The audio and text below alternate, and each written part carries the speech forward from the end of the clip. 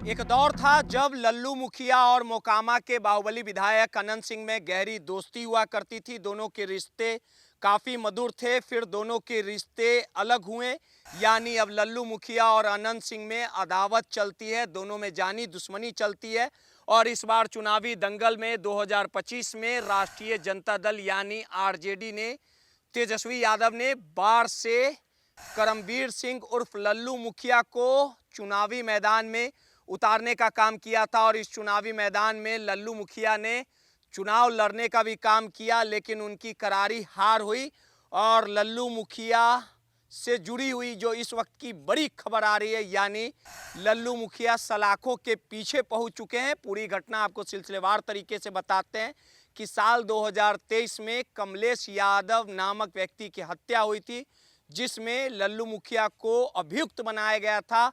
और नामजद अभियुक्त होने के बाद लगातार लल्लू मुखिया फरार चल रहे थे और पुलिस ने कानूनी डंडा चलाते हुए कुछ सालों पूर्व उनके घर की कुर्की भी की थी, जिसके बाद से लगातार वो फरार चल रहे थे। और उसके बाद जमानत याचिका के लिए हाई कोर्ट से लेके तमाम कोर्ट का उन्होंने दरवाज़ा खटखटाया, जिसके बाद जो सुप्रीम कोर्ट की ओर से राहत अवधि उन्हें दी गई थी, यानी उनकी गिरफ्तारी पर रोक लगाई गई थी, जिसके बाद वो इस बार बिहार विधानसभा का चुनाव लड़ने का काम किए थे। लगातार दमखम के साथ, जोश और जुनून के साथ चुनावी मैदान में कूदे थे, लेकिन इस बार उनकी करारी हार हुई।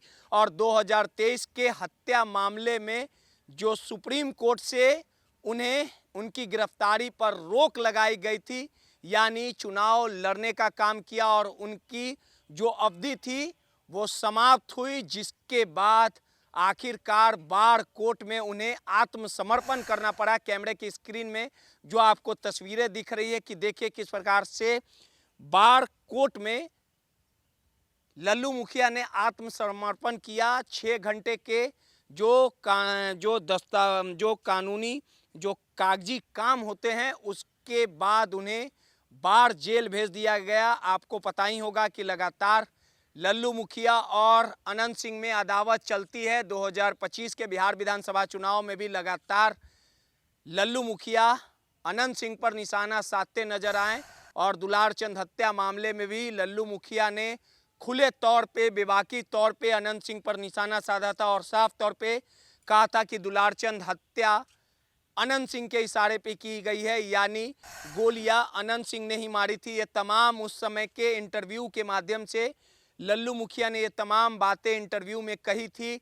और जिस प्रकार से अनंत सिंह से उनकी जो पुरानी अदावत चलती है, जिसको लेके लगातार लल्लू मुखिया ये कहते आए हैं कि ललन सिंह उन्हें फंसाना चाहते हैं, उन्हें षड्यंत्र के तहत उन्हें फंसाया गया। इस तरह की बातें कई बार बड़े आरोप लल्लू मुखिया ललन सिंह पर लगा चुके हैं। 2023 का हत्या का ये मामला है और जमानत याचिका खारिज के बाद आखिरकार लल्लू मुखिया को कोर्ट में समर्पण करना पड़ा और उन्हें न्यायिक हिरासत में भेज दिया गया। सहयोगी दिलखुश के साथ रोहित, माईपीडीएस समाचार, पटना।